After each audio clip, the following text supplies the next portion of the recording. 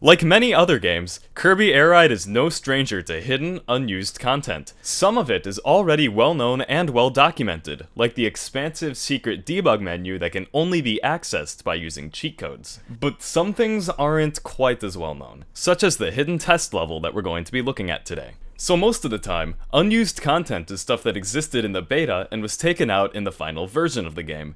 We can see this especially with games like Super Mario Sunshine, where there's quite a lot of stuff that didn't make it to the final version of the game, but still exists in the game files. Sometimes this content is easy for us to look at and explore, like Kirby Air Ride's debug menu, and a ton of Super Mario Sunshine's unused animations. But sometimes it's not as easy, like Kirby Air Ride's test maps. We can see by using the debug menu that Kirby Air Ride has quite a few stages that didn't make it into the game. None of these maps has an official name, but they are referred to by the debug menu as Dummy, Test, Test 6, Test 7, Simple, and Simple 2.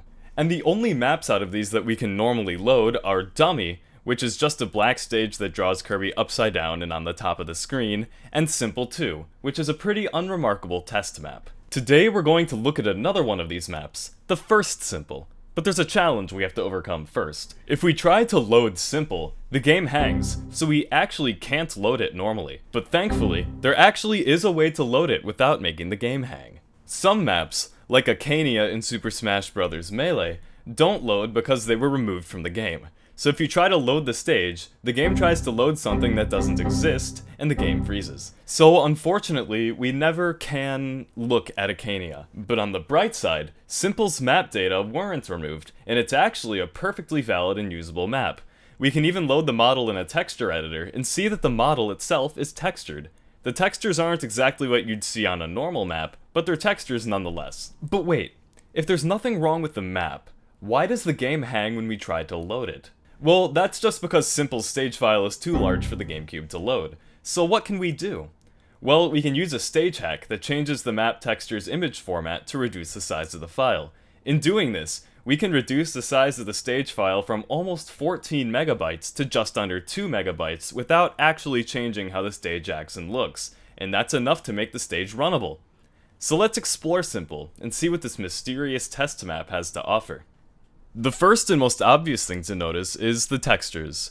They're the same as they were in the texture editor. Solid background colors with Japanese characters that tell us how the walls are supposed to act.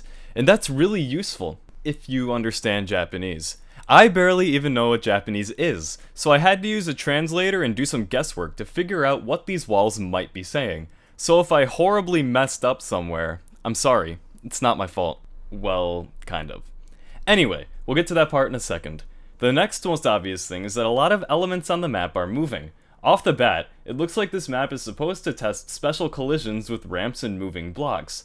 But other than that, the ramps and stuff aren't that special for the most part. The characters on these ramps and blocks apparently roughly translate to floor, and that's exactly how they act. Kirby can land on top of them, hit them from the side, and do everything else that he can do with a normal wall. But there are some unusual walls too. Near the ramps, there are also these thin walls that Kirby can get stuck between. To get out, Kirby has to follow the path that the walls set. Maybe they're not as cool as the ramps, but they're apparently important enough to be there. But there's more to the map than just ramps. On the ground, not too far from where we started, there's a series of boost panels of varying sizes all next to each other. In the very back, there are 2 rows of boost panels that take us in whatever direction Kirby's facing, and in front of that, there are 2 more rows of boost panels that force Kirby to go where the boost panels are facing. In front of that, there are 2 rows of boost panels that force Kirby to quick spin, and in front of that, there's a row of copy ability roulette things, also all of different sizes. In front of the copy ability roulettes, there's a row of vertical boost panels. Even though they're not on the checkerboard floor, it turns out that the checkerboard is not actually the floor. We can actually go out past it and interact with the floating boost panels. Unfortunately, unlike all the other boost panels, these ones do nothing, so that's kind of lame, but it's not all bad. Nearby, there's a giant green wall that boosts us upwards, acting a lot like the boost panel that takes Kirby to the copy ability roulette in City Trial. And it's only appropriate that the block would do that. After all, the characters on it roughly translate to super jump, and with the super jump, we can get enough height to fly around the map. But we can't go too high, because the map has a very low ceiling, so it's very easy to accidentally fall out of bounds if you're not careful. And there's a better way to fall out of bounds anyway. Past the ramps, way beyond the checkerboard floor, there's a light blue box that reads something like Road Mortality or Road Death or something like that. And like the boost panels before, we can go out beyond the checkerboard and touch the box. And the box does what it promises to do. It makes us fall off our star, and we respawn back on the stage.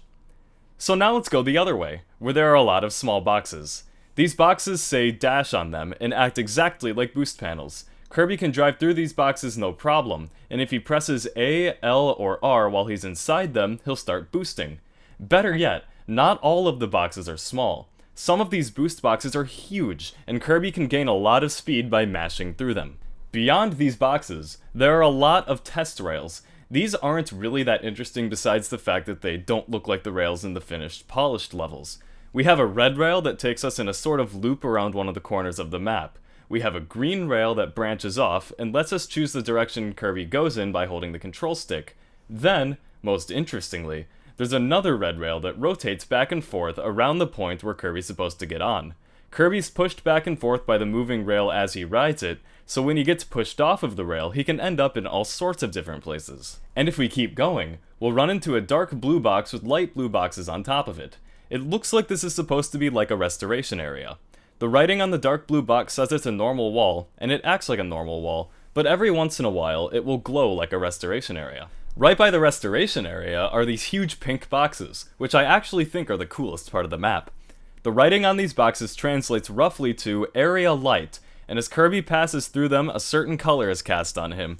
Other than that, they don't really do anything, but the colors are pretty cool. So now let's take to the sky again.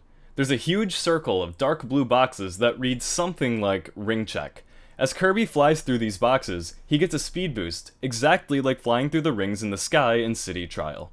And since there are a lot of them so close to each other, we can glide through them for a very long time. So now let's go back to the ramps. Well, not really. We're going to go a little bit past them. There's a tall, wide block with no writing on it, and when Kirby hits it, he stops in his tracks. This wall acts exactly like the wall in Target Flight, except Target Flight's wall doesn't crash the game. This one does. So I guess that's one way to exit the level, but it's not the only way. Over by the pink boxes, there's a finish line we can cross, which will trigger the fanfare and everything else, and take us back to the debug menu. And from there, we can go back, or we can do something else entirely. Thank you all for watching. If you liked this video and want to see more cool videos of unused content, game mods, and straight up weird stuff, be sure to subscribe so you don't miss a single moment. Until next time, this is redfuzzydice. Thank you all again for tuning in.